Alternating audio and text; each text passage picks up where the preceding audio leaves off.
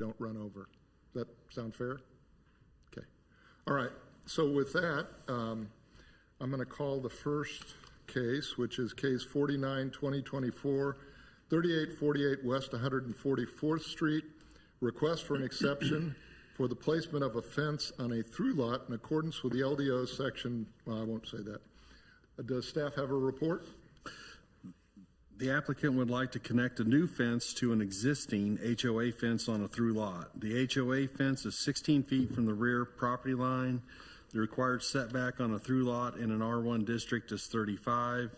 An exception for 19 feet is needed to build the fence in the location shown on the plan. Does anyone have questions for staff?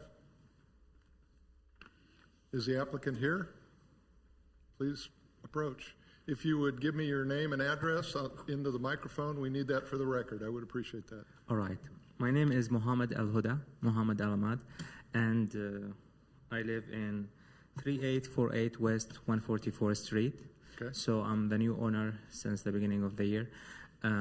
Basically, I have two kids, and we cannot let them in the backyard because it's open to the street, Mission Road, and we want to have a fence. I really don't care how far it is from the building, but for beauty of the street, I think it's better to have it connected to the same line that the existing fence. There is partial fence already there that's built by the HOA, and we would just want to mimic it. So the fence is complete around the backyard. So Ron, this is an exception only for the height. Is that accurate? This is an exception for the through lot portion. Oh, okay. All right. All right. Well, questions from my fellow members? What is this picture showing us, Ron? The red line shows the required setback. The black line at the back that has the break in it, you see the three tops of the columns of the existing fence. That's a 6-foot ornamental steel fence already there, and then the black lines show the proposed fence. I see. Okay. Okay, there's three. There's a red line, and then towards the street's the black line. Now, the red line is where the requirement is, and the black line is where he wants to put the fence. Is that correct? Right? Thank you. Any other questions? The neighbors, the letters have gone out? Yes, no concerns or calls. Okay. Anything else from the board? Well, then I can entertain a motion. Mr. Chairman, I move for approval of case 49-2024 at 3848 West 144th Street. Request for an exception for the placement of a fence on a through lot in accordance with the LDO section 16-4-9.5B in an R1 district. Second. I have a motion and a second. All those in favor, please say aye. Aye. Opposed, no. Passes unanimously. You'll be notified by the city. Thank you. Mr. Chairman, Yes, a question, please.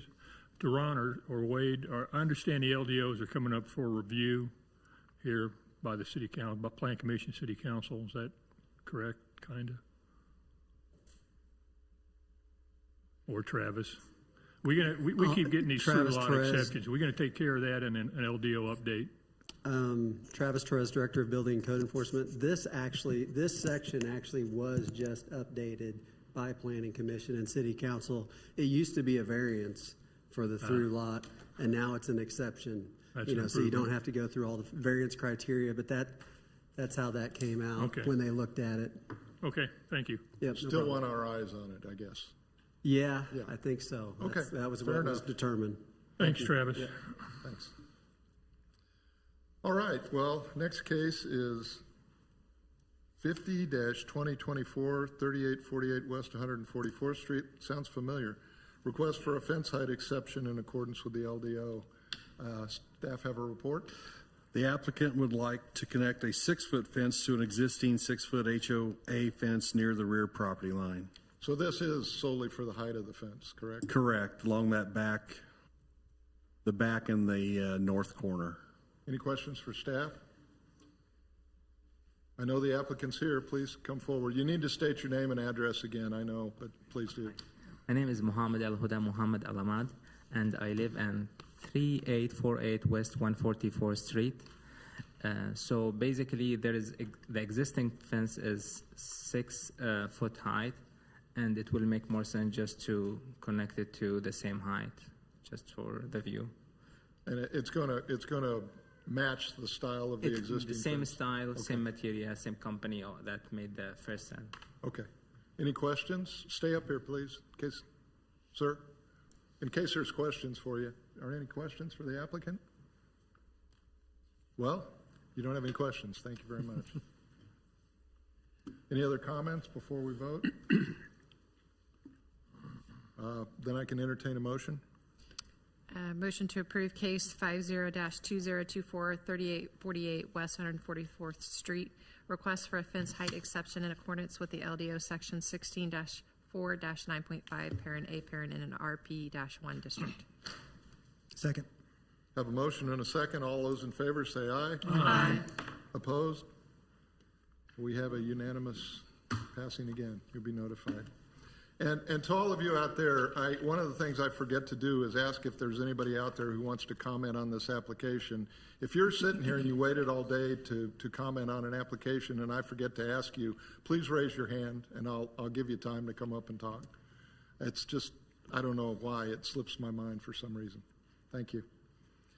The next case is 51-2024, 8514 Belinda Road, request for a variance to the maximum allowed grade change. Does staff have a report? The applicant would like to replace an existing home on a lot that is located in the FEMA flood zone. The new home would require a maximum 6-foot grade change as proposed. The maximum grade change by ordinance is 1 foot. Therefore, a variance of 5 foot is required to build the home as submitted. Questions for staff? Mr. Chairman, I have a question. Sure. So in some of the documents here, there's a reference to an attachment 4, that there was maybe a letter or communication between the city and FEMA. Did I miss that in the packet? Or? It's in the file. It wasn't in the packet. Okay. FEMA requires them to do a lot of other stuff, and they'll verify at the end when the house is built that it is built to the FEMA specs. Gotcha. Okay, thank you. Mr. Chairman, Yes. a question for staff. There's several other structures along this floodway that are in similar circumstances. I believe my recollection's correct. Any data or anything about what happens with when God pours a bucket of water on that stream bed down through there? Is the water running freely, or is it, what kind of water are we getting down there?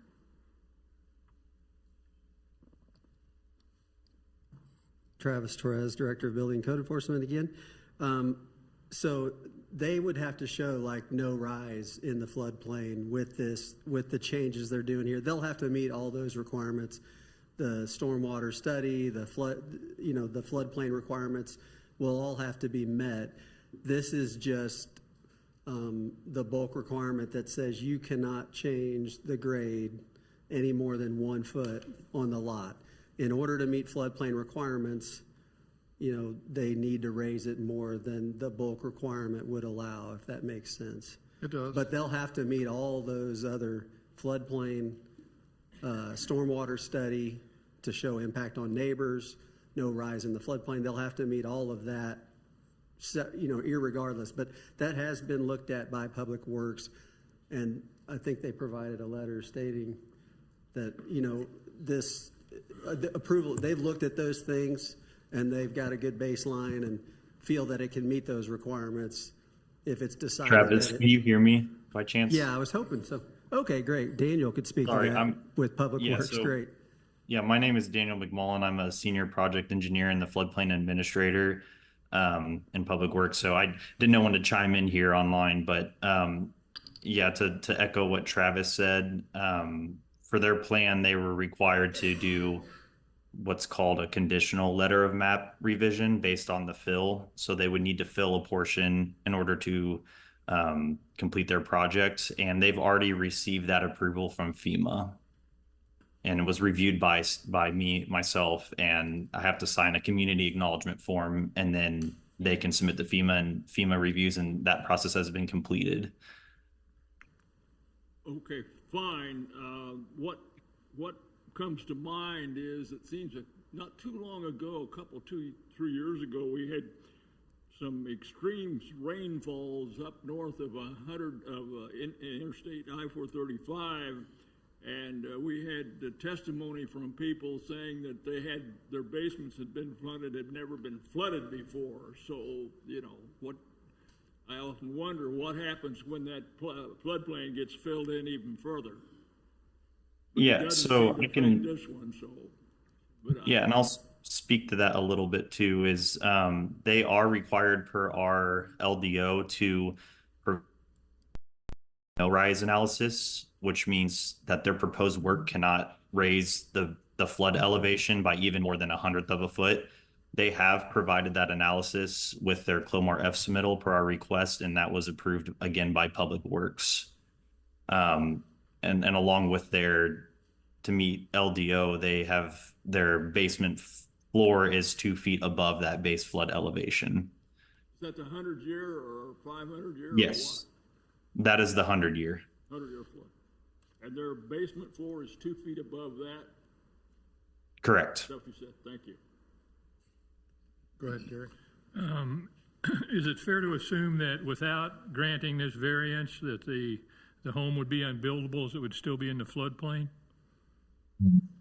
Correct. They would need to provide basically the freeboard of that 2 feet in order to meet this. So if, for sake of brevity, if the 100-year elevation is 100, then they would need their basement floor to be 102, and that's what it's set at currently with their plan right here.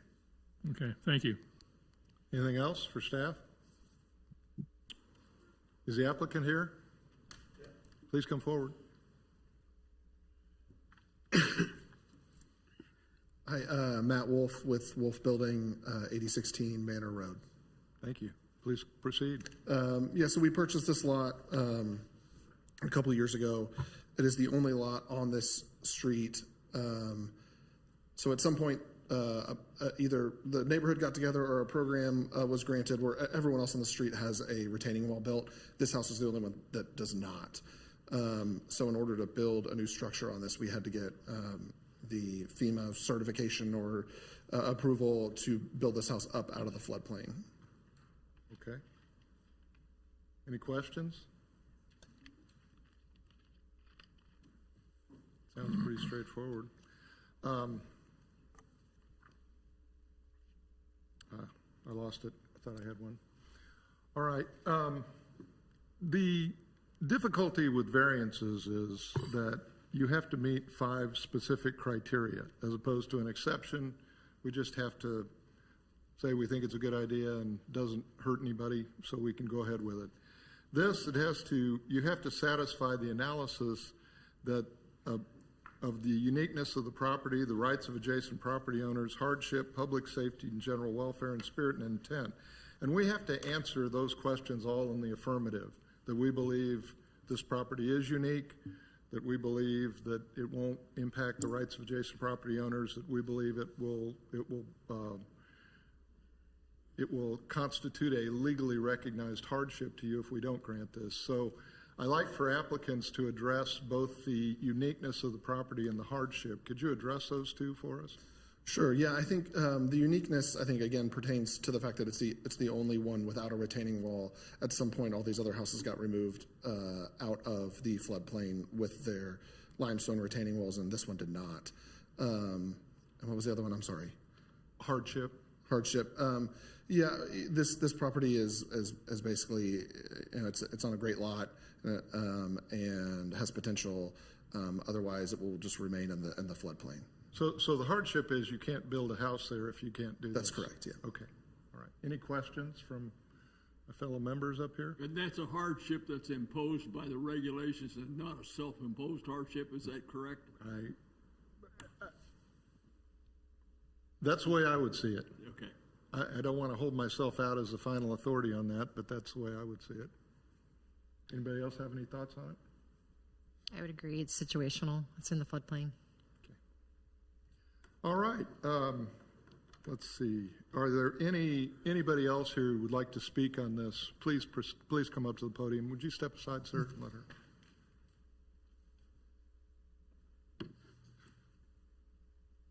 Thank you all for your work today. I'm Deborah Filla. I live at 8505 Belinder, and I wanted to give you some perspective on this house. This house was not flooding. It has no basement. It has an extension where my two neighbors have put their lawn mower in that little, I'd call it a little den underneath in the back. And I'll let both of my neighbors speak, but they live on both sides of it. This home was lived in until it was purchased by Wolf. There was intentions to build a really, really big house, but because of FEMA and the fact that it drops off, so it's going into Dykes Creek, which has been redone many years ago so that instead of having a V like this, it was made into a U, and therefore there was not the flooding over the bridge and other things that we have had. And it's been tame and in its, so the flooding is not from Dykes Bridge, or the Dykes Creek. The flooding would be if they disrupt the site and the water is flowing into either the neighbors or it is going to flood, because there's no basement there. And so it wouldn't be the first time someone goes and digging around there and finds a spring, that they didn't know about. I don't know why the Crow brothers didn't put a basement in there at that time, but as again, we know, across the street there was a house, they built, a bigger house on a lot and a half, and they went digging it to make 9-foot basement and found there was springs, water coming up, which they had to contend with. So it's livable. There was someone living in it. It's not leaking. It's not whatever. Could it be remodeled and put there again? I'm sure everybody would want to have a basement. So I think the question is the basement viable to be there? Because I am not sure I understand from the diagram what is going to be raised. Is it going to be the backyard so it's raised, and what does that do to the neighbors' backyards when it now, instead of having an elevation like this, if you make it higher and elevations like that and you build a basement, the impact is most likely going to be to my neighbors, and that's my concern. It's our concern too, but we did hear from staff earlier that regardless of our approval, the final plans will have to meet our ordinances, which require zero impact on neighbors, I believe. And I don't know how much credence you put in those reports, but that's what's required before they can go ahead and build. So even if we approve this, if they can't meet that requirement, they're not going to be able to do it. So, the financial hardship is that the builder could sell it to someone who wants to, rehab the house as is. And I'm sure there's a starter couple that would like to do just that. So. Thank you. Could I ask a question on the existing house? Is that legal non-conforming? Would that house be, you wouldn't be allowed to build a house without a basement today, would you? In a floodplain? To remodel it, you wouldn't necessarily have to add a basement to it. Right. But there are, once you get over a certain threshold, if the house is in the floodplain, I can't remember, is the structure in the floodplain, Daniel, currently, or is it just the 2-foot issue and it's adjacent? So that's a good question. So it looks like there's the retaining wall on the patio. And if that is structurally attached to the house, then that would mean that the home, if the floodplain is touching that, then the home would be considered in the floodplain. Yes.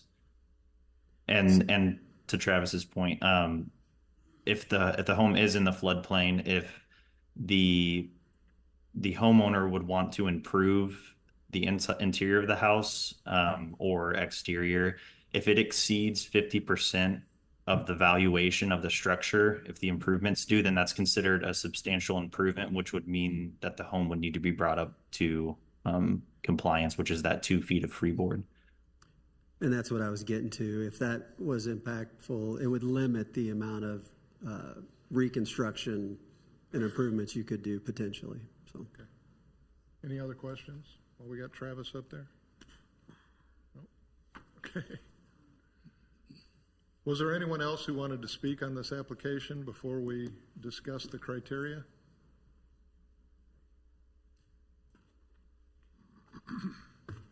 Hi, I'm Kara Carlson, 7701 West 156th Place. I'm the architect for the project. Can I put something up on the screen? Sure.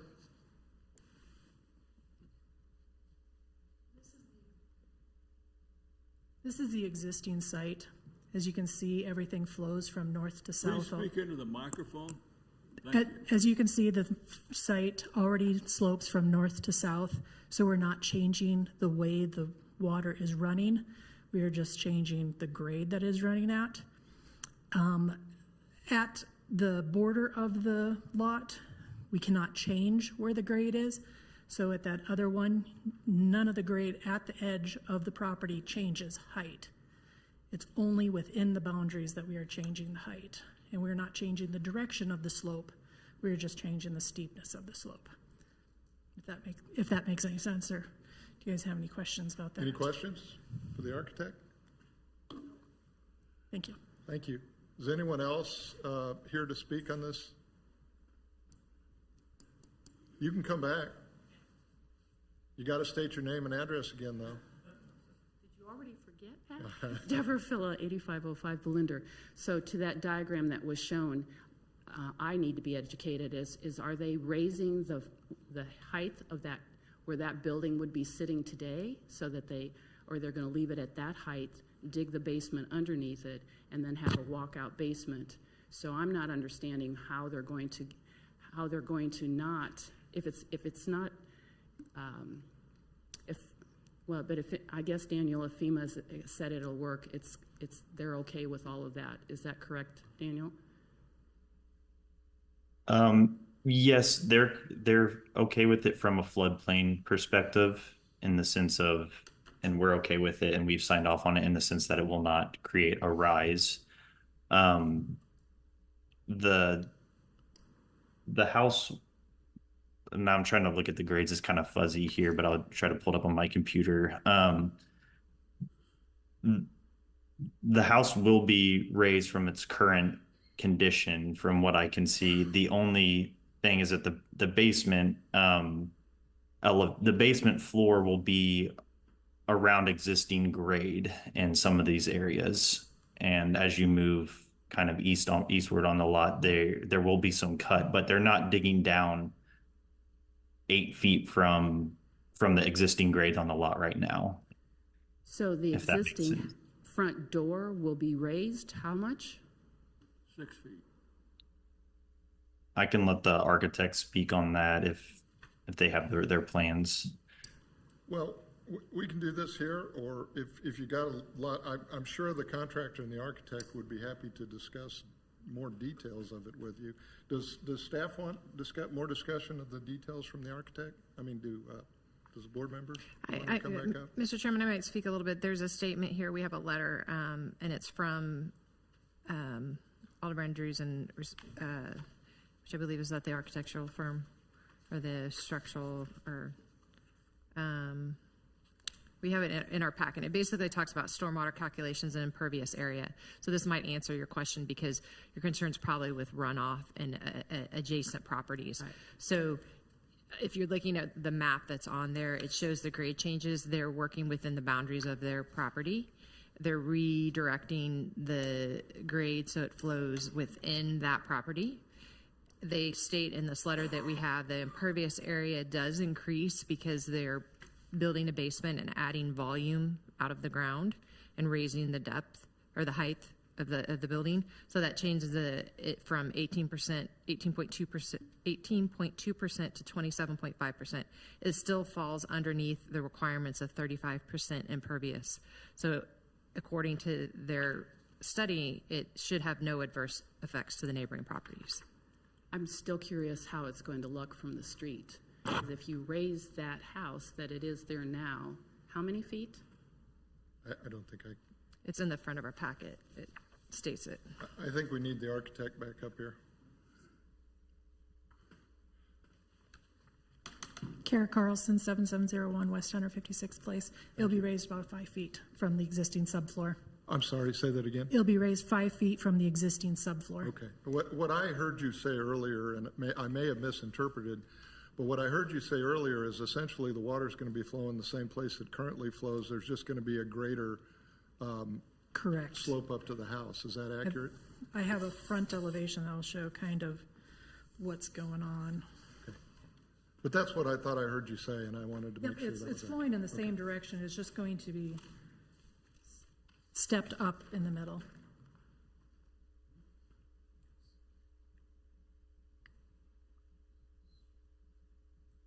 So this slope right here is what you're seeing, and then we're building a wall right here, and then it's gonna, sorry. So it's sloping right here, and then then a new retaining wall's right here, and then the slope up to the front door is right here, and then it'll slope down to the driveway. So what we've tried to maintain is not a huge slope on the driveway. We actually have 6 or 7 steps inside the house, trying to keep the house as far down into the lot as we can without making the driveway super steep to try to get up to the grade. So it's a push and pull on this house because we have the basement we can't build at anymore, and it's almost 5 feet lower than what we could actually build at. So we've designed a ranch with an 8-12 pitch, trying to keep everything low. I mean, we could have designed a 2-story in here, but it's just not going to fit. So we're trying to keep everything down, and with that amount of space, we need to have a basement just to have it as a resale property or value in this neighborhood. Can't just have a ranch with a crawl space. It just wouldn't be feasible. Any questions?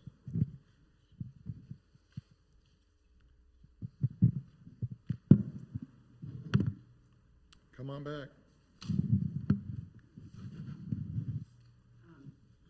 2 questions. What does the front elevation look like compared to the neighbors on either side? And secondly, where do my neighbors go to understand where it will get its final approval?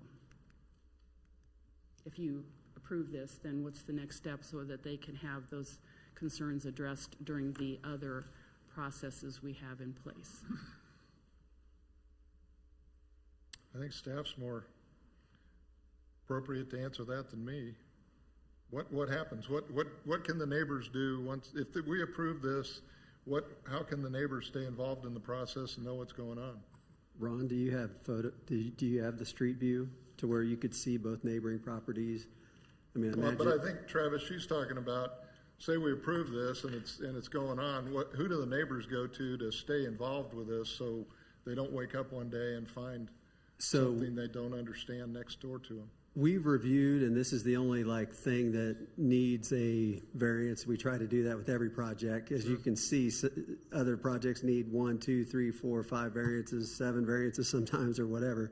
So this is the only thing it needs. Otherwise, the plan met the bulk requirements, and it would just get reviewed as normal of meeting all the requirements and then get permitted. We're obligated to issue a permit if it meets all the city requirements. This is the only thing that needs special action. And for neighbors who may be interested in this project, they can contact the planning department? Who would they? They could contact us, Building Codes Department, to answer their questions. But again, if it meets all city requirements, there's no avenue like appeal or anything like that. Right. Right. Yep. Travis, I'm going to assume that this, to Deborah Phil, I'm sorry. To Miss Phila's question, this house meets then all the massing and height requirements? She's asking about how it appears in relationship to their neighbors. So the height, yes, it would be height from, again, we look at that and we try to pre-review it. If it didn't meet that, we would be back here before you for a height exception or variance application. But we've pre-reviewed that to where hopefully that doesn't happen. It has happened on occasion, but again, it'll have to meet all those bulk requirements. Okay. That's height at the front door. With this being a ranch, it's going to meet that. Okay, thank you. Okay. Any other questions? It looks like we have someone else who'd like to speak. Come forward, sir. Good afternoon. Jim Wynn, 8520 Belinda Road. If we could put back up the picture that you photographed, I just want to get a better understanding aesthetically what it's going to look like. I live to the south, and this is my neighbor right here is to the north. So just so I'm clear, we're going to raise it 5 feet. So does that mean So does that mean You that? need to speak in the microphone, sir. Can you give him the mobile if we need Yeah. it? Does that mean if I look at the corner of the existing house, of what I'll call Kathy's house, where you can see the stone right there, that's about 5 feet high. Is that where the start of the structure is going to be compared, as far as you're saying, you're going to raise it 5 feet at front level, correct? So I'm wondering, is the start of the house going to be, the front door going to be at the top of where those stones are? Because my house is right there on the left. I'm just wondering, I mean, that's going to be, it's going to, aesthetically, I'm just wondering aesthetically how this is going to work, because of the fact that now the front of that home, the entryway is now 5 feet higher. That's going to be probably over my garage at the walk-in where they would come in. And I'm just trying to get my head around two things. I think I'm okay with the fact on the runoff, because I think we had this variance conversation about a year ago. And it was approved and so forth, and I was comfortable with that, but I was not aware that my understanding was that the footprint at the entranceway was not going to change. That was going to stay where it was, and then they were going to go back 6 feet and raise it up and so forth. So from my end, from a water issue, I think I'm very comfortable. I heard everything last year on that, and I heard all of the experts talking about being below the 35 threshold and all of that good stuff. I'm okay with that, because I would also work with Wolf on just making sure that everything is done right. The question I have and concern I have is the aesthetics in that regard. So I appreciate your question asking, if this goes through, what's our pathway outside of that? Is there nothing? Well, aesthetics is not one of the criteria we have Right, to and I know. consider. Well, I'm not saying that facetiously. It's No, just I know. not. We're a board of very limited power. Our power is to consider whether it meets the criteria under the ordinance or not. And if it does, then we grant it. And if it doesn't, then we don't. And the criteria, I read the criteria before. That's the uniqueness, the hardship, the other criteria I Right. read. So, And with I all due also respect- understand I also understand the fact that, and I'm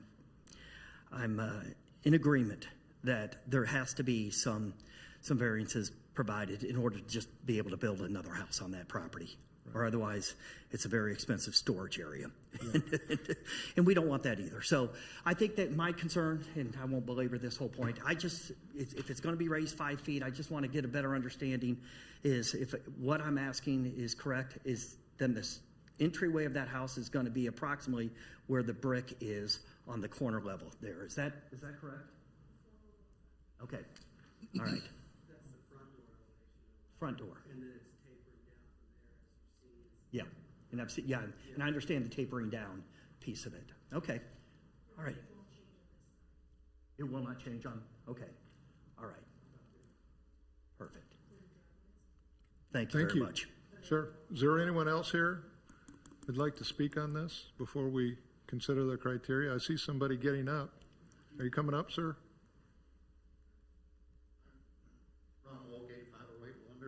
You got to say it in the microphone or it doesn't get recorded. Ron Wolk, 8508 Belinda Road. Next door to the house is going to be replaced. Yes, sir. It's my understanding that the 1 foot variance above 1 foot in the house, that's the reason why we're here. Okay. If that other, you had a picture up of a basketball goal and the edge of the south edge of that existing house. If you go to the north edge, the stone house is up as mine, for ours. And there's approximately only about 20, 30 feet in between there.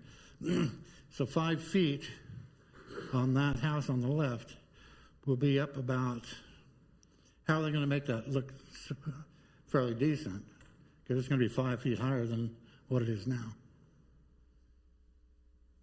Is that correct? Is what correct? The foundation on the ground level on the house on the left, the new, will be up 5 feet. Can you answer that, staff? I don't.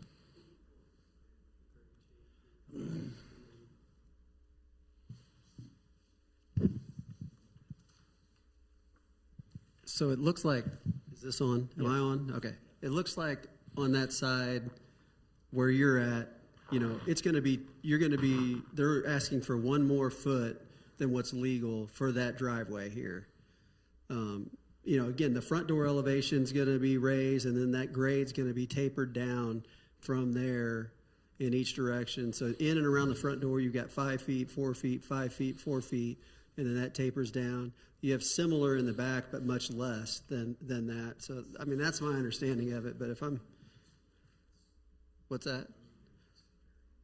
Okay, so this is 2 feet, but so it's 1 foot additional variance over. Okay, so this is 3 foot higher where this driveway's at, Plus one. or 2 feet plus the one that's allowed. Okay, so I'm understanding that correctly. So that's 3 foot higher with a retaining wall. You know, they've looked at the stormwater pieces of that, but that won't be foundation right there. That'll be garage on that side. It will be higher, but you maybe could speak overall to that. Right. So this will be a retaining wall here that's how much higher than grade? 3 feet? If you're asking for 2 plus the one that's allowed. Just trying to make sure everybody has an understanding.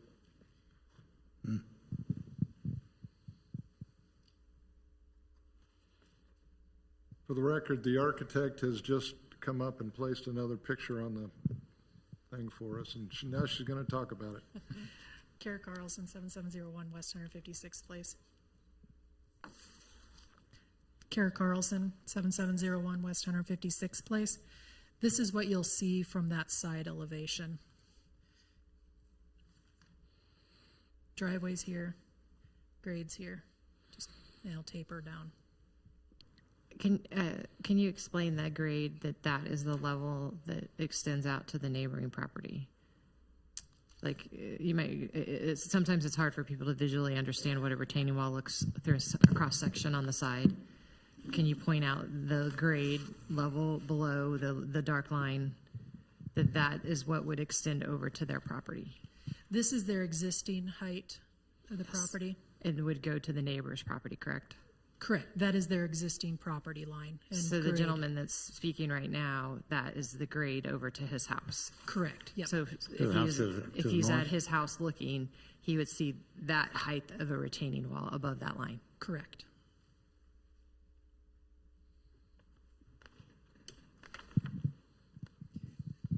And this garage we have pushed down from the existing house. Like I said, there's 6 or 7 steps to go down to this garage.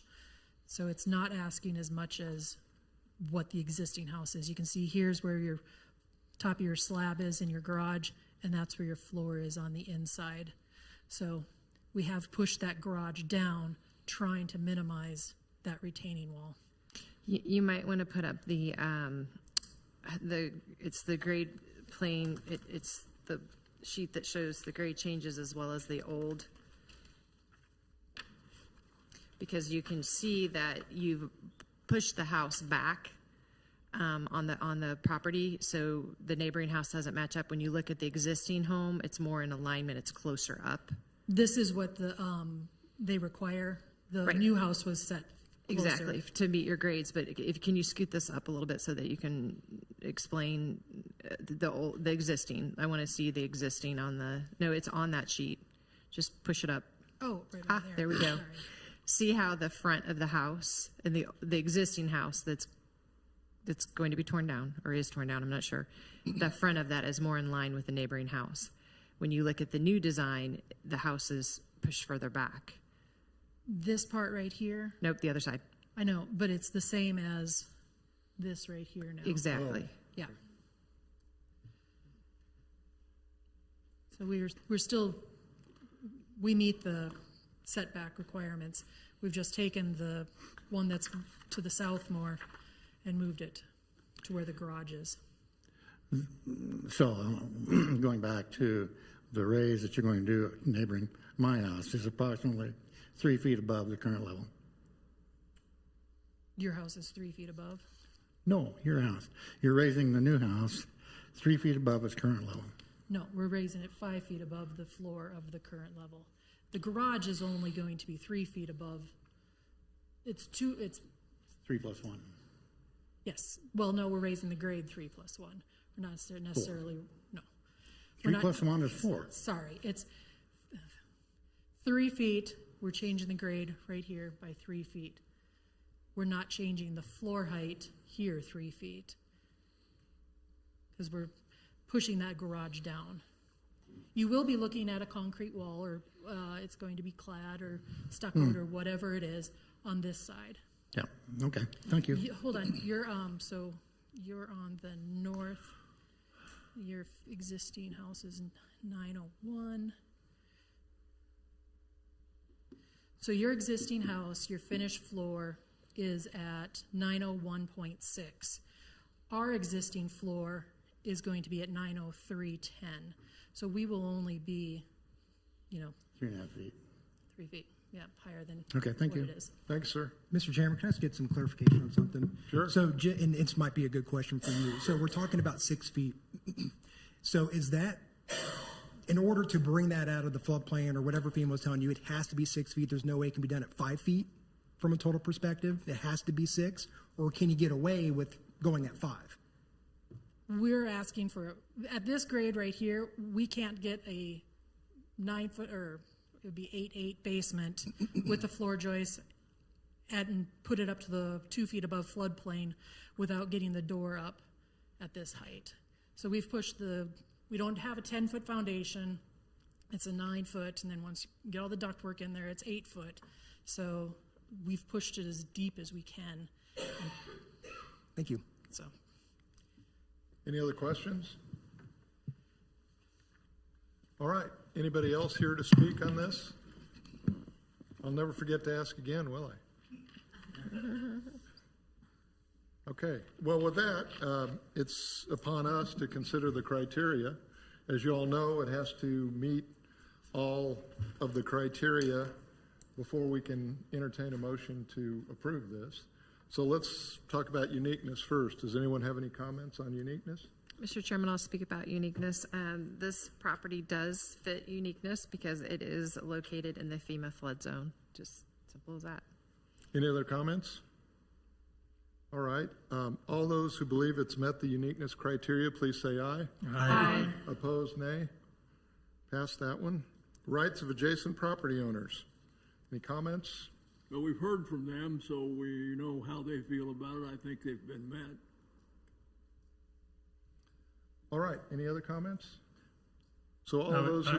Oh, I'm sorry. No, go ahead. I would note also that we've got the memorandum from David McMullen, engineer with Public Works, with regard to the lack of impact on stormwater flows.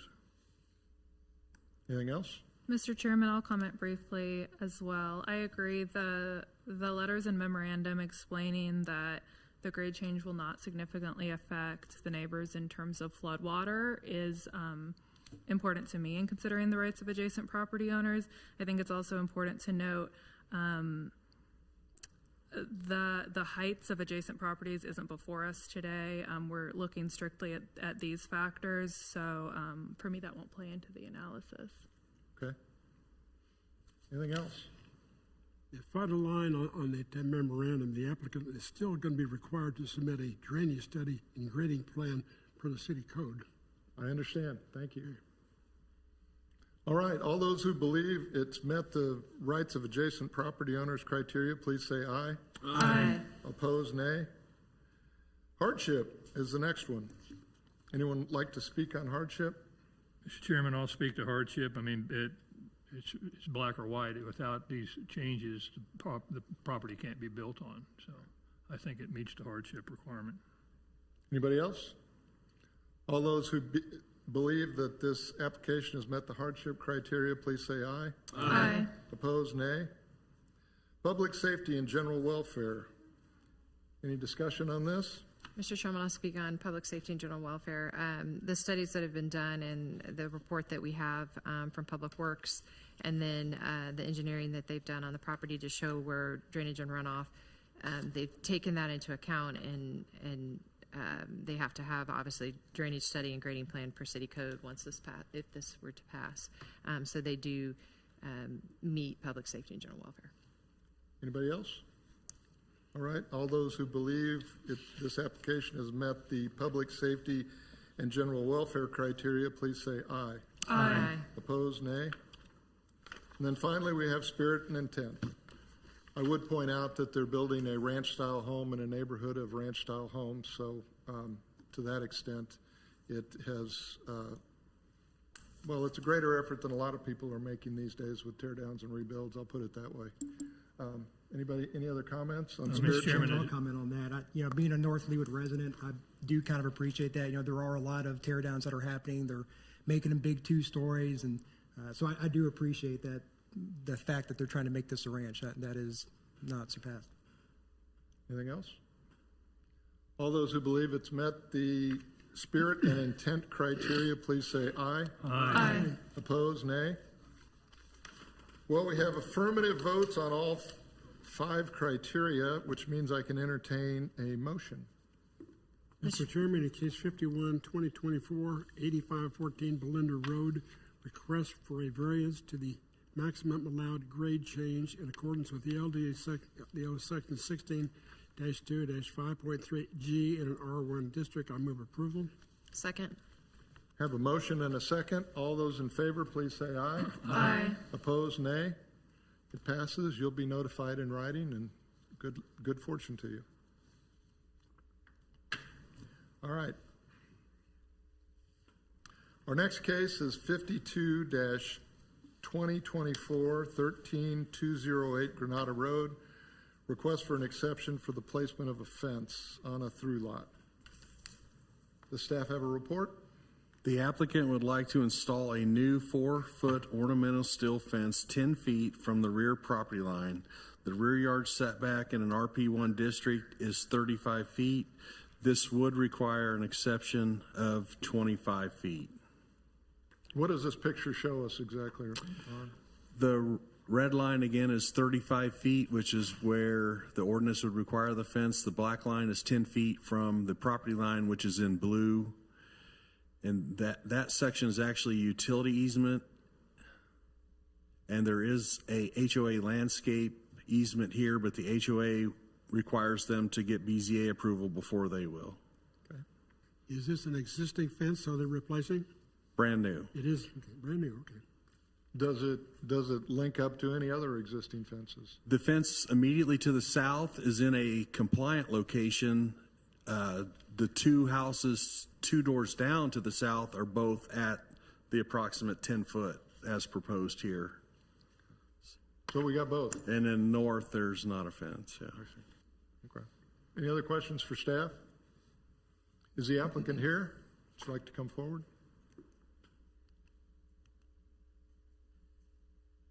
Hi, this is Kavita Ved, residing at 13208 Granada, and I'm requesting for an approval to build a 10-foot fence within my property line. I don't have any fencing today, but I'm requesting that for privacy and for security, because my backyard is actually on Row on the main street, and so I just want to build a fence there for the security. Okay. Any questions for the applicant? Mr. Chairman, I have a question. So you referenced privacy. So is this going to be a wrought iron fence, or is this going to be like a privacy fence that's blocking off the view from the street or the sidewalk? So I got the estimates for the iron fence right now, Okay. for a 6-foot. And I do have the estimates for that. I even have the estimates for the wooden fence as well. But my problem is it's right there on the street, and we have a lot of heavy traffic during rush hours and stuff. So I'm just seeking for privacy and mostly security, but yes. Thank you. I guess it seems an obvious question, but I'll ask it for the record. Why are you opposed to putting a fence that's legally acceptable at the 35 feet rather than the 10 feet? So one reason is I've got small dogs, more area, take them in the back. Second is because we have some other neighbors also, like you already saw in the photo, that do actually have it at that line. So I was just aiming for that. So by other neighbors, somebody help me out here. It's not a contiguous fence, so it's not going to be hooking up to another one. No, the fence directly to the south is in a compliant location, and then there are two houses further to the south, immediately south of that house, that are out at the approximate 10-foot. And these are all houses that are, the back Back is up to facing row. row, okay. And the house to the north doesn't currently have a fence, correct? Correct. Okay. Did we approve those other two houses that have 10-foot fences? Somebody did, probably, right? Or they're legal non-conforming. Yeah, I guess that's always a possibility. All right, any other questions? Ms. V, do you understand this application is for a steel fence? Yeah, and I'm fine with the steel fence. Okay. That's what I have the estimate Okay. for, and All that's right, what I just want to intend- make sure you understood that. Any other questions? I don't think we have any more questions for you. We're going to vote now. Thank you. Okay. All right. Mr. Chairman, on case 52-2024, 13208 Grandview Road, I request approval for an exception to the placement of a fence on a through lot in accordance with the LDO section 16-4-9.5B in an RP1 district. Mr. Chairman. Mr. Chairman, there may actually be someone here to speak. Oh, sorry. There, I did it, didn't I? Thank you. Marvin Early, 13204 Granada Road, and I'd like to speak in opposition to the request, and that's because the neighborhood along Row already looks inconsistent. It is inconsistent to an extent, and it's choppy, and we're concerned, my wife and I are concerned about lowering property values by just adding more distraction to the neighborhood and making a larger eyesore. And doesn't seem to be a real reason why they should have a variance different from the house directly to the south of them. If they put up a wrought iron fence and connected that fence, it would be much more consistent. Okay. And they also have, in addition to that, they have problems with identifying the property line anyway between their house and our house. And that's been an ongoing dispute since they moved in, basically. So we'd like to see that resolved before they get a permit to put up any fence, but that's probably aside from this issue. It certainly is. But anyway, I wanted to bring that up. But we're concerned about property values, the appearance of the neighborhood, and a reason, for security.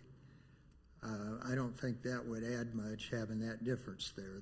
The lots are pretty long there. They're about roughly 190-some feet from front to back on those three lots, 196, maybe more.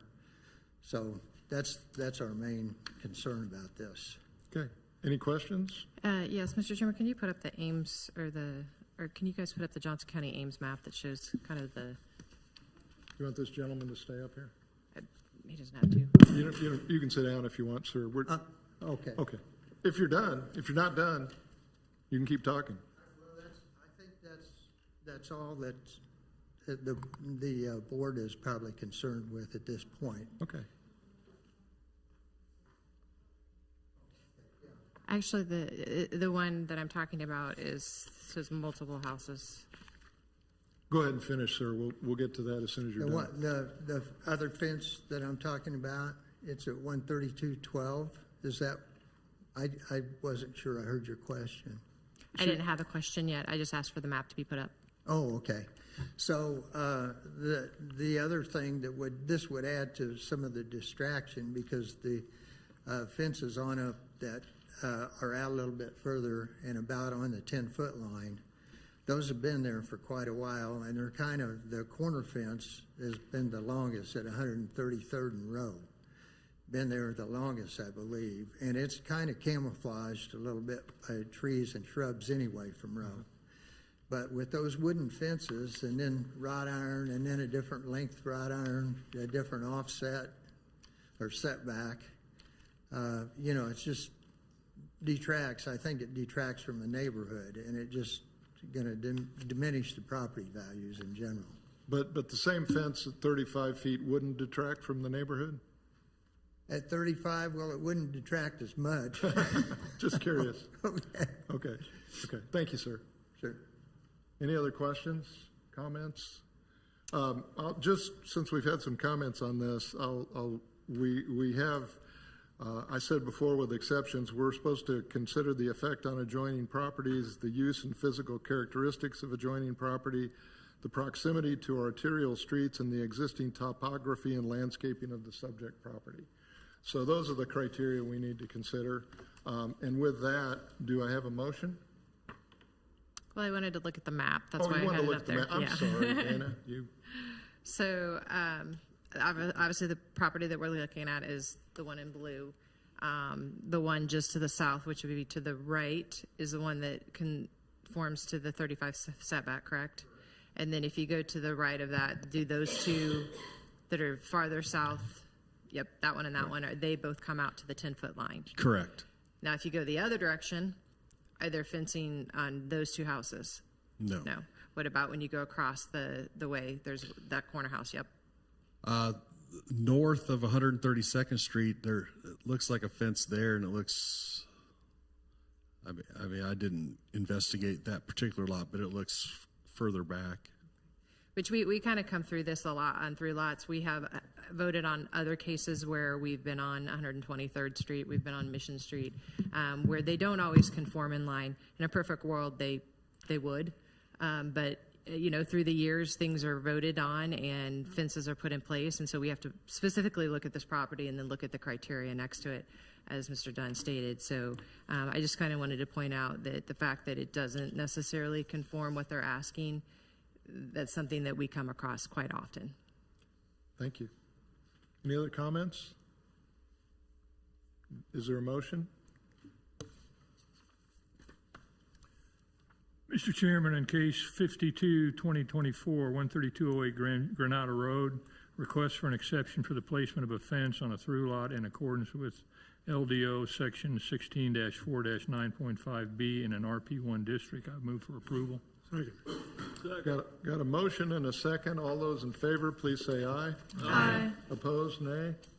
It passes. You'll be notified in writing? Oh, there you are. Okay.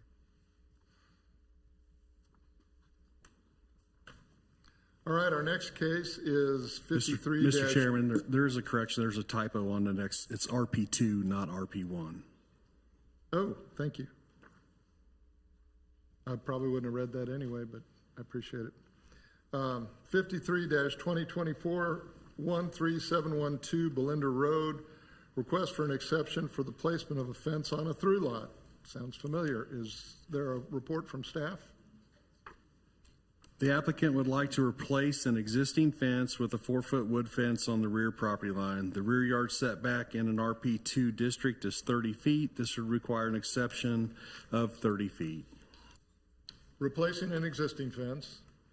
Correct. Are there contiguous fences with it as well? Correct. Okay. All right. Any other questions for staff? Is the applicant here?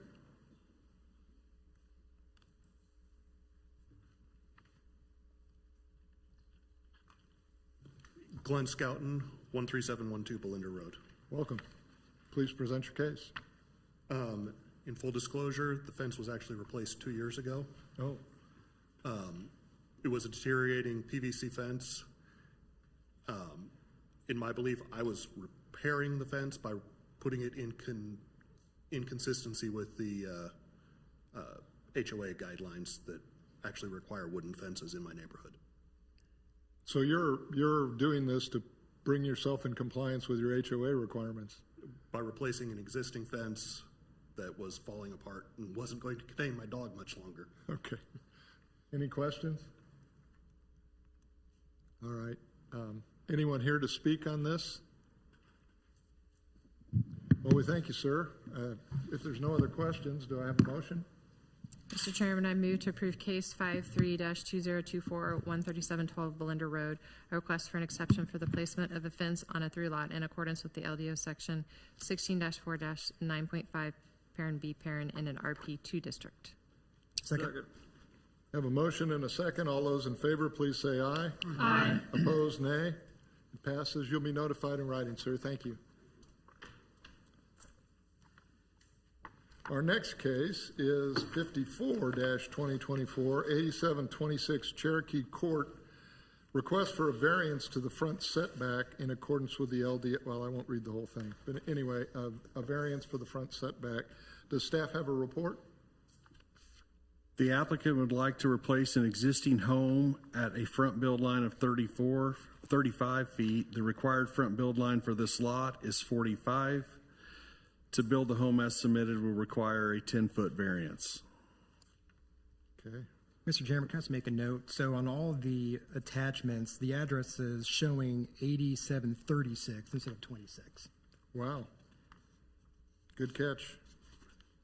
It looks like we need to correct our sheet to reflect 8736, don't we? It is 8736 on the application. Okay, great. Thank you, Matt. Any questions for staff? Is the applicant here? Would you like to come up?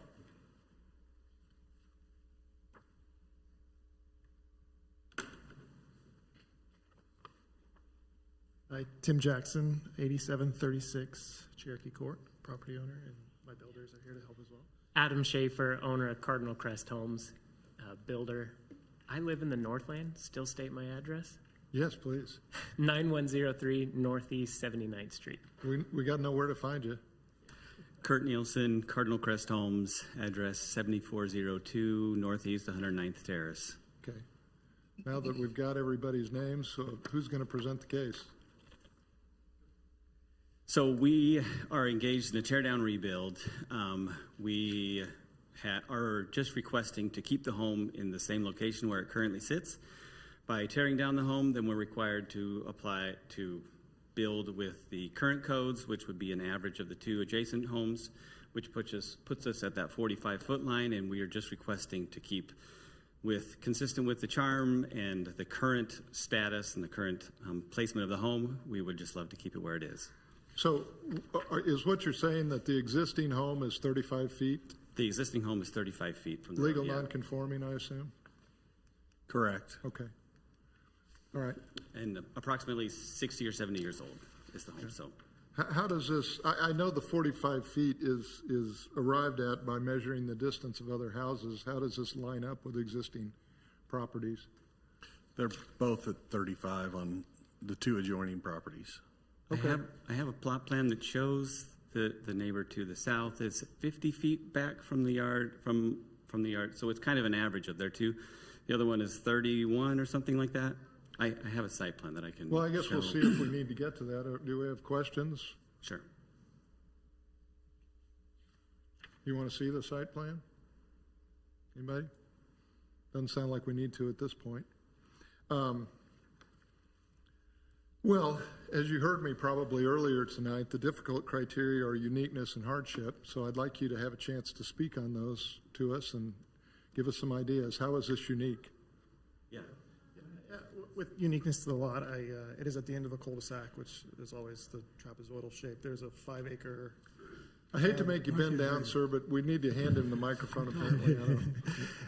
There's a 5-acre lake right behind this property owned by the HOA. Check. Thank you. Which I think squishes the depth of the lot as they divided these out. So as you think of the depth compared to the length, it is a little bit more squished than I think a typical end of a cul-de-sac lot, which are always unique. With respect to hardship, it's simply trying to keep the backyard as usable as possible without having to squish it to. I don't remember the new length, but having multiple children, having a fenced-in, safe backyard would be the goal, and not having to push them into the front yard is sort of the idea to the hardness. Mr. Chairman, I would recommend putting up the site plan that shows the lake. That might. Yeah. Yep. Did you understand that? You got the site plan? And as they get that, additional context. Ron, can you put the site plan up? We purchased this home last year with the intent to remodel, not to rebuild. And as things happen, it wasn't possible to remodel the way we wanted it to. So our goal with the new house is to build essentially the same house, so same floor plan we intended, same exterior dimensions. They might be. We added a foot to the garage to make it acceptable to modern cars, but essentially same charm and character. Not rebuilding the super tall white replacement as we own in Prairie Village as well at the moment. So to keep the uniqueness and charm was the entire goal. So hoping to just rebuild essentially the same home where it is today. Well, I understand your point that to a certain extent, all cul-de-sac homes are unique. I mean, everyone's a little bit different and they're placed a little bit different. And I think we understand that up here, but do I have any questions from you all on uniqueness or hardship? Mr. Chairman, looking at the recommendation or the notes from the staff, there's a sub-thing that says, per an alternate site plan submitted by the last application, the applicant, the new home could fit on the lot in a compliant location and need no BZA action. Would staff care to expand on that one? That site plan's on the screen currently. It shows it at 45 feet and the dotted black line at 35 feet out in front. Would the applicant be able to expand a little bit on the difference between these two plans and why the one that does need BZA action is your preferred plan? I don't know if I followed you. Yeah, totally. The difference of the main floor footprint. Speak at the mic. Apologize. The difference of the main floor footprint from the existing home to the new home is extremely minimal. We're talking less than a foot. And so the only reason why it needed to be pushed back was just to be compliant with the new regulations. Does that answer your question? Sure, thank you. Any other questions? And then just to speak on the uniqueness of the lot. Sure. If we do compare this lot to the two neighboring properties, this lot has a depth that is a lot smaller in length than the two properties right there. So that's why we're just attempting to preserve as much backyard space for the current homeowner without changing anything to the front setback of the existing home. There currently is a home on this lot.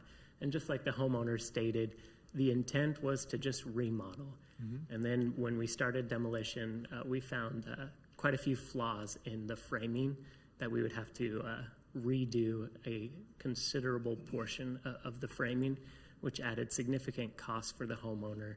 And they decided, hey, it would be more advantageous to just update the foundation, install good proper drainage plans kind of within the foundation so that the home is just up to date and it's not 70 years old. Okay. Any other questions?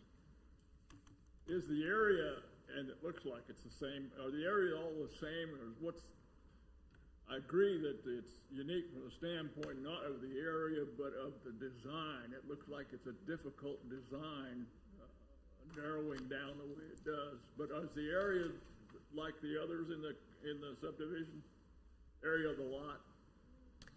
Do you have any idea? The exact square footage of the entire lot, I would say it is somewhat comparable to the existing homes that are there.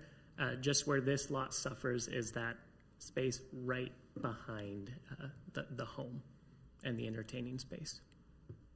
Any other questions? Well, you all can sit down. We'll ask you back up if we have more questions. As I said before, this is an application for variance, so it has to pass the 5 criteria, and the first is uniqueness of property. Would anyone like to comment on uniqueness? Mr. Chairman, I'll comment on uniqueness.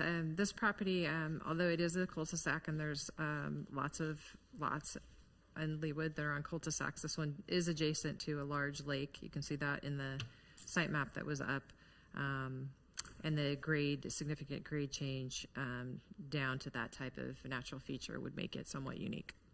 Thank you. Any other comments? I was wondering myself whether the fact that there's a legal non-conforming house here that they simply want to replace makes this somewhat unique, in that the only reason they have to put it a different place is because of change that took place since the house was originally built. I don't know, but that thought occurred to me. Anyway, all those who believe it's met the criteria of uniqueness, please say aye. Aye. Opposed, nay. Rights of adjacent property owners, any comments? Mr. Chairman, I'll comment that we have a email in here from Ryan and Jessica Felton, and they do support the variance. Is that what you wanted to tell us? Okay. No, you can come on up if you want. We're Casey Jackson, I'm the homeowner of the home. Our neighbors have a view of the lake as well. That's the feature of this neighborhood. There's 22 families that are surrounding this beautiful lake. And if we move our house back, they will probably lose a lot of their view. And we really don't want that to happen. All we want to do is build almost the exact same house. It literally is the exact same house in the exact same spot, just a little bit taller. We want to keep it the same charm because we loved the house. We bought the house expecting to stay in the house. And now, because of the framing issues and stuff, now we have to tear it down, but we're basically just rebuilding it. So it'll be sad to see it go, but we just wanted to build the same house, and we don't want to negatively impact our neighbors in any way. When we told them we were rebuilding, that was actually one thing that they were concerned about. They're like, are you adding any additions? Are you doing anything like that? Because that view that's the reason that they live in that house, is because it's so beautiful. And so we really don't want to impact them negatively. So we believe that actually the variance actually helps our neighbors, and it only helps. Thank you. All those who believe it's met the rights of adjacent property owners criteria, please say aye. Aye. Opposed, nay. Hardship. Anyone want to speak on that? Mr. Chairman, I'll speak on hardship.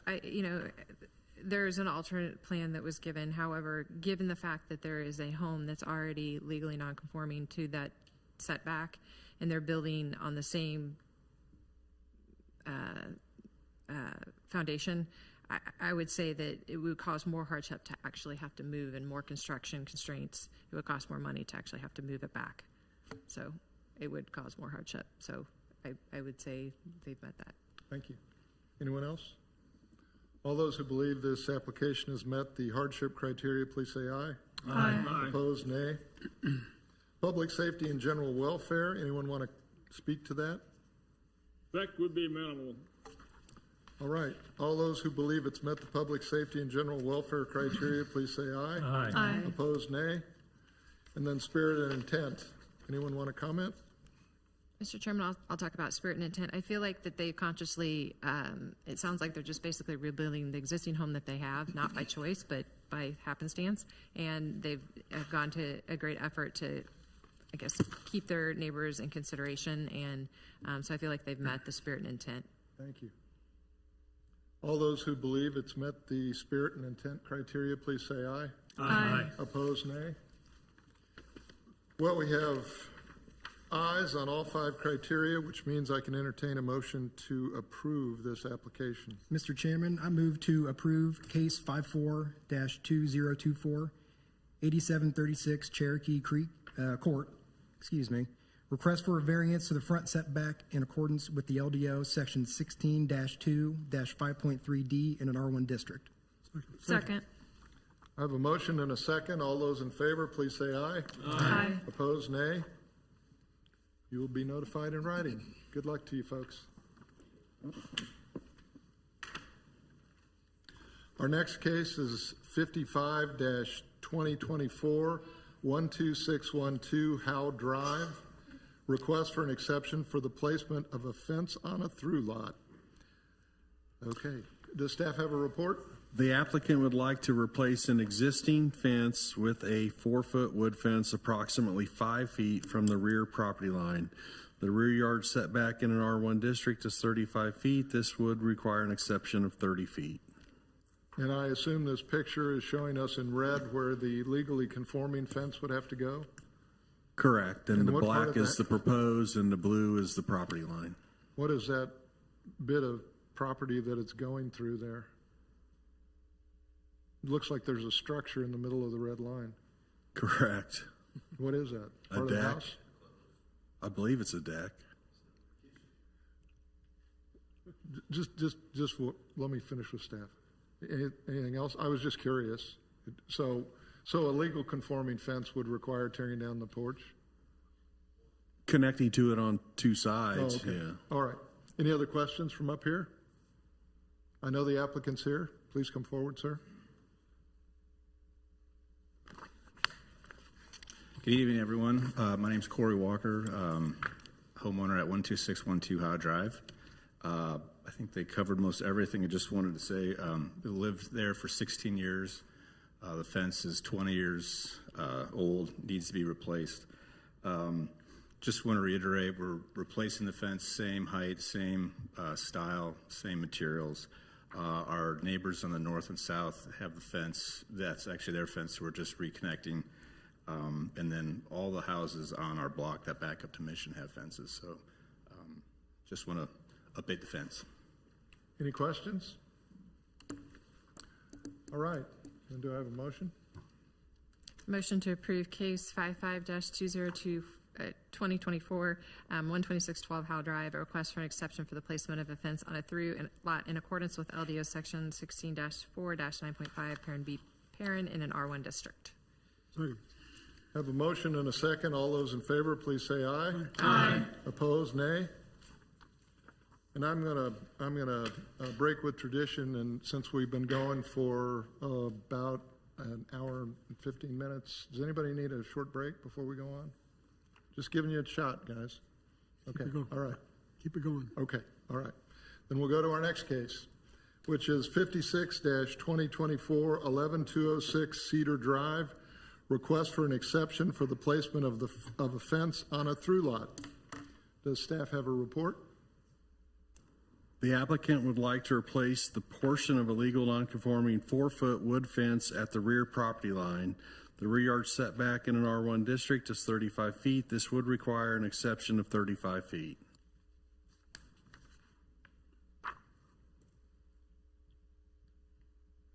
And it's replacing an existing fence? Correct. That meets up with other contiguous fences? I assume? Correct. Okay. All right. Any other questions for staff? Is the applicant here? Would you please come forward?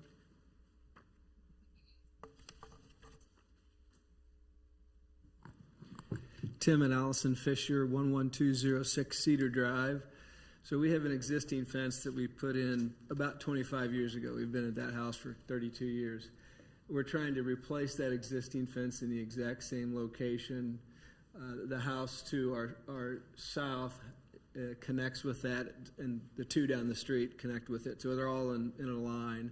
So it's not going to adversely affect any adjacent or nearby property owners. It's not between any other houses. It's just on the street. And the other thing is when we put that fence in, this is in the Leawood Country Manor Homes Association subdivision. They required us to plant a ton of landscaping on the row side of that fence. So we put in all this landscaping, and to move the fence, it'd be you have to redo all the landscaping. There's a lot of trees in there. I'm not sure where we'd even be able to put a fence if we had to move it from its existing location. Any questions? Then do I have a motion? Mr. Chairman, I'll make a motion to approve case 56-2024 11206 Cedar Drive, request for an exception for the placement of a fence on a through lot in accordance with the LDO, section 16-4-9.5B in an R1 district. Second. I have a motion and a second. All those in favor, please say aye. Aye. Opposed, nay. It's been approved. You'll be notified in writing. Thank you for your patience tonight. Our next case is 57-2024 11206 Cedar Drive. Request for a fence height exception in accordance with the LDO. And staff, do you have a report? The applicant would like to replace that 4-foot wood fence with a 6-foot wood fence at the rear property line. So it's a height only exception we're dealing with? Correct. Okay. Any questions for staff? Mr. Chairman, I do. So the fences that are on the north and the south, are those 4 feet as well, or are those 6 feet? It appears they're 4 feet. Okay. The applicant may be able to speak. Okay, we'll let you. Any other questions for staff? The applicant is here. If you'd please come forward. Yes, it's Tim and Allison Fisher again, 11206 Cedar Drive. So the property owner adjacent to us on the south is a 4-foot fence. The next one over is a 6-foot wood fence. So, this property backs up to Row. It's a very busy street. And we would prefer, the only reason we built a 4-foot fence originally is because we were broke and we had young kids and a dog and we needed a fence, so we just put in the cheaper short fence. But really, that property would be much better with a 6-foot fence because it really is a better sound barrier, more privacy, and that's really why we prefer the 6-foot fence. This backs up to Row, you say? Yeah, backs up to Row. All right. Are there other questions? It's a heavily foliaged and berm. Is there a need for 6 foot rather than 4 foot? It's for property values. We back up to Row Avenue, which is a very busy street, and we would like a 6-foot fence rather than 4 feet for privacy and for a better sound barrier to keep the traffic noise down. Burge Fence is the one that we're contracting with to build it, so it's going to be a nice fence. Can this fence be seen from the street? I mean, with all the vegetation and stuff? I'm sorry? Is there, it appears that there's a lot of vegetation and growth there that maybe a 4 foot wouldn't be any difference than 6. I'm not arguing the difference, but the landscaping was specifically designed. You can see the pictures right there. So it's built for a 4-foot fence. So it's not, the 6-foot fence would add 2 additional feet of privacy. Any other questions? Mr. Chairman, one question for the applicant. So just to kind of confirm, one fence on one side of you is 6 feet, the other one is 4. Are those both wood fences? No, there's nothing to our Please speak north. to the microphone. There's nothing to our north. The house immediately south is a 4-foot fence. The next house south is a 6-foot fence, and it's a 4-foot wrought iron and a 6-foot wood fence. Okay, thank you.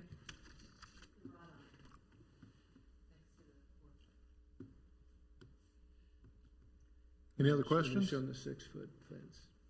And then the next one down has a 6-foot wood fence, which is 2 houses down. Anything else?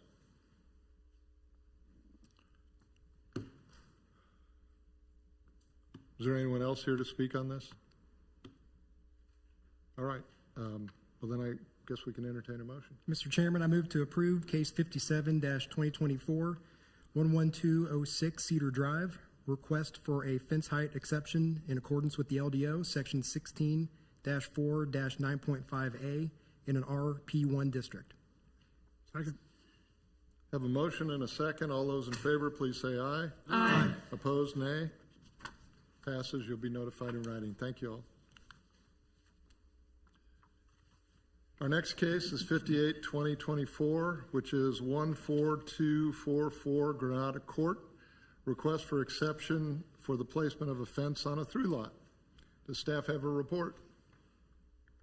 The applicant would like to install a new 4-foot ornamental steel fence 30 feet from the rear property line. The rear yard setback in RP1 district is 35 feet. This would require an exception of 5 feet. And they're replacing an existing fence? No, it's a new fence. It's a new fence, okay. Any other questions for staff? Is the applicant here? Would you like to come forward?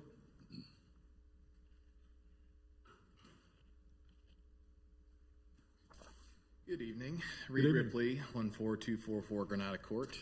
Yet another through lot exception on Row. I think we know it's a busy street. We know all the details there. So essentially this is looking to place a new fence in conformance with existing fences along Row in the Worthington neighborhood. It appears that at some point the through lot exception on the rear was pushed back under the 5 feet because all the existing fence lines are roughly 30 feet in accordance with the existing HOA landscaping easement. So the landscaping easement is 30 feet, the rear setback is 35. So this seeks an exception to, basically a 5-foot exception to bring it in line with the edge of the landscaping easement. With this exception, are you saying with this exception your fence would meet up with existing fences on both sides? That's correct. Okay. And the letter from the HOA in the packet explains that. All right. Any other questions? Okay, do I have a motion? Mr. Chairman, motion to approve case 58-2024-14244 Granada Court, a request for an exception for the placement of a fence on a through lot in accordance with the LDO section 16-4-9.5 parent B parent in an RP1 district. Second. I have a motion and a second. All those in favor, please say aye. Aye. Opposed, nay. You'll be notified in writing, sir. Thank you. Our last case for the night is 59-2024-12625 Pawnee Lane. Request for a fence height exception in accordance with the LDO. Staff have a report? The applicant has installed an approximately 6 foot tall, 8 foot long screen wall at the side property line and would like for it to remain. Okay. What's the purpose of that screen? That would be for the applicant to answer. He didn't tell you when he applied? I just wouldn't want to put words in her mouth, really. Yeah, we should hear from the applicant on that, Bud. Mr. Chairman, I have a question. So is it safe to assume that when they did put up this fence, no permit was issued in the first place? Correct. The fence was installed, then they were notified they needed a permit, and they came in immediately to get the permit, and then were told they needed BZA action. Thank you. I'm seeing pictures of a section of something that looks to be maybe 10, 15 feet long. What is that? Yeah. Is that what we're being asked to approve? Correct. The cedar fence. It's about 10 feet long and or 8 feet long. We're calling it a fence, and it's 10 feet long. Fence, right? yeah. Okay. But it's just a section of fences. Okay. Okay. I just wanted to make sure. It's any other questions? All right. I think it's time for the applicant. Come on up.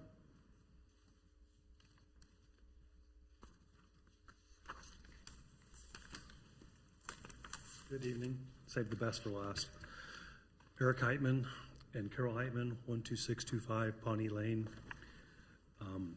The dialogue there about a fence is actually an ornamental panel, and we're basically going to grow plants on it, put flowering plants on it. Okay. And it's 8 foot width. It's 8 foot. It's 8 foot. Those are 8 foot cedar panels. Okay. Right there. And how tall is it? It's 6 foot. Okay. It's a little less It's than 6 foot. 5 foot 11. Okay. Right. But I'm assuming under our ordinances, if they wanted to put a 4 foot panel up there to grow vegetables on, they could do that. Correct. Okay. All right. Any other questions for the applicant? I see some confused looks, but I think we understand, don't we? All right. Do I have a motion then? You may have someone here to speak. Oh, I'm sorry. I forgot again. Do I have anybody here who wants to speak on this?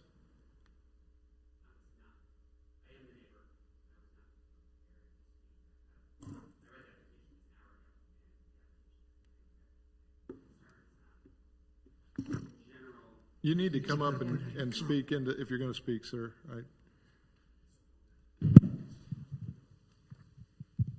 Yeah. So again, wasn't planning on showing up, but again, could you say your name and address for the record, please, yes. sir? CJ Stripinger, 12627 Pawnee Lane. Thank you. Yeah, I think our concern about the fence section is at 6 feet. It is imposing over our driveway. It is something that if I tried to plant grass to block it, I can't get it 6 feet high. So I can't stop 4 feet, but I think 6 feet is something that I can't get around. And I have concerns over time it will deteriorate, and I don't have control over what that will look like.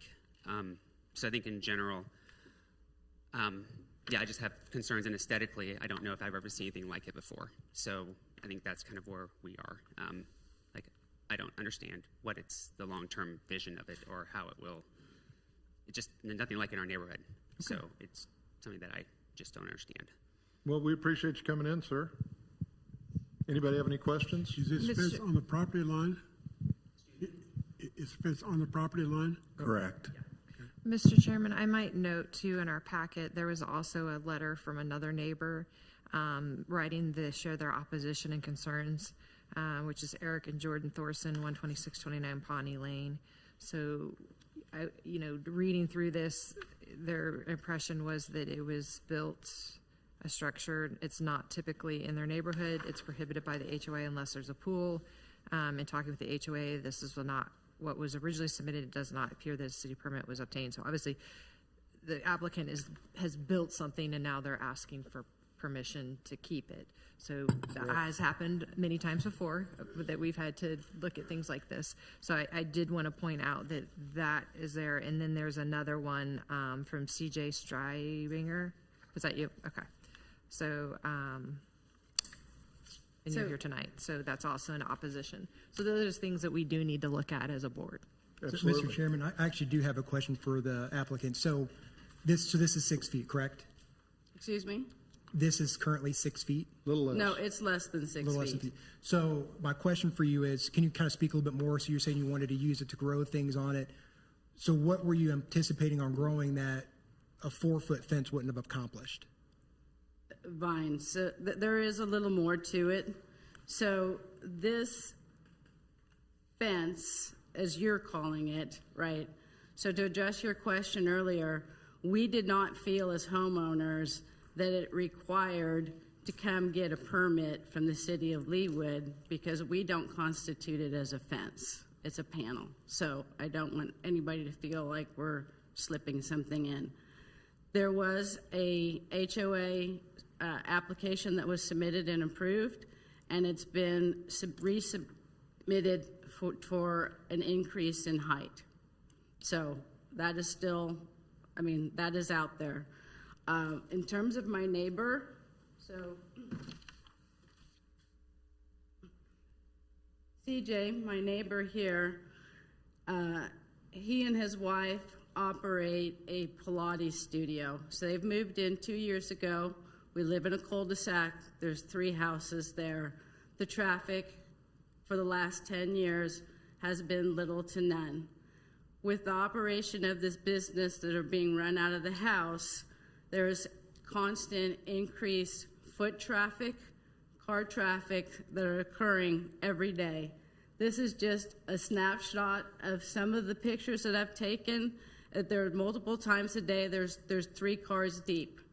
And for sitting in my back patio and having to see all these cars coming and going, I think that is something that violates the city ordinances for operating a business out of their house.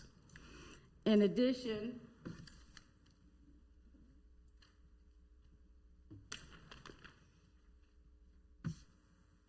I have called and,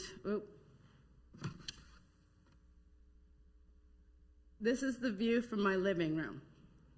I have called Travis. I know I've had emails and so forth where my neighbor CJ here continues to put his trash cans outside of the house. From the retaining wall, you cannot see that from the street. I have pictures pretty much on a frequent basis where these trash cans are coming out. So this panel, again, is basically blocking that view of the trash can that keeps, I'm tired of keep calling Travis and having them come out and having to see all those cars with all the foot traffic and the noise. I'm asking to put up an 8-foot panel that's 5.5 feet so I don't have to see these people when they come out of their cars, and it's very disruptive to me and my family. So it sounds like it's more than just you wanted to grow something. It sounds like it's more of you're trying to block some view from your neighbor. I'm trying to block some view, but the panel here is going to be put up to accommodate flowers. You can see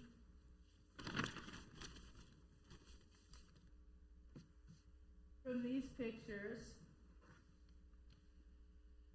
this is the picture of the panel from the street. You can't even see it. I mean, the trees and shrubs that they're growing there, they're going to keep getting higher and higher, and I don't think anybody can see that from the street.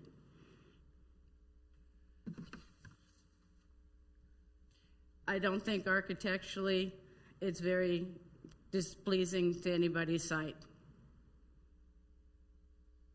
And in terms of the panel that was shown previously, we stopped putting the panels on the back based on our conversation with the city of Leawood to say, hey, until you get approval, there's no reason to start adding panels or taking panels off. So it is at this time incomplete on the backside that CJ sees. Mr. Chairman, I'd like to speak about this. Please. When we're looking at this, we're supposed to look at our ordinance, which is exceptions to height and location restriction. It's based on the effect, so it lists out the criteria. 1 is the effect on the adjoining property. 2 is the uses of physical characteristics of the adjoining property. And then 3 is proximity to arterial streets when we're looking at like a height exception. One of the things that we've come across in the city of Leawood is we've had other cases that we have to look at this one in itself. If we start looking at structures being built, whether they're screens or fences, and how it affects adjoining properties, it sets a precedence in the neighborhood. So if anybody can just build something to block a view or build something, it doesn't meet the height, we have to look at the actual height requirement and how we could go down a real slippery slope of just allowing things to be built. I remember one a couple years ago where in a similar neighborhood nearby, it was actually Waterford, I believe, where they were looking at building a carport on the side of their house. And we had to not vote against that because you can't just build something because you want to in Leawood. You have to adhere to the ordinances that are in place. So I think we really have to look at that and look at the case of what we're looking at. Yeah, I certainly understand that. I would want to remind everybody that were this a 4-foot panel, they would not need our approval. Is that correct? Correct. Okay. All right. Any other comments or questions? I guess my point is we're really only here about height. We're not here about whether they can put a panel there or not. And I guess my question is if we vote to oppose this, it could be modified to be a 4-foot height and be in compliance, or there's other ways to vegetate. There are trees, there's other landscaping that you could see in the photo that was attempted to be put in that could be tastefully have put in, and then you wouldn't be down this path. Absolutely. I understand. I guess I would like to say that, I've sat through a bunch of cases here, and they've all had 6-foot approvals, and they've been for longer runs of fences. So I don't think that your statement about an exception and a slippery slope, there's been a bunch of cases already tonight that have been approved for 6 foot. I'd like to state that this isn't a fence. This is actually a screen wall. It's not encompassing a whole yard. That is correct, but then I don't understand what was the point of coming here because it was an exception to a fence. This isn't a fence, though. Right, so then what? It falls under the criteria, to get this approved and be able to put this up, it falls under Leawood's criteria for a fence. In calling it a panel, I'm simply trying to recognize reality, which is that's what it is, not a fence as any of the rest of us think of it. But for Leawood, purposes of Leawood's ordinances, this is a fence, and we have to treat it that way. Okay. Okay. Any other questions or comments? Mr. Chairman, I concur completely with the commissioner's statements that she made, and feel that based on what I've heard tonight, that this is inappropriate for the situation. Any other comments? Then I can entertain a motion. I think it just boils down to the height of the fence. If it were 4 foot, we wouldn't be talking about it. Sounds like it. Mr. Chairman, on case 59-2024-12625 Pawnee Lane, request for a fence height exception in accordance with the LDO section 16-4-9.5A in an RP1 district, I move for denial. Second. Second. Got a motion and a second. All those in favor of denial, please say aye. Aye. Opposed, please say nay. It's been denied. You'll be notified in writing. Thank you all. I guess I can entertain a motion to adjourn. Second, move. So adjourned.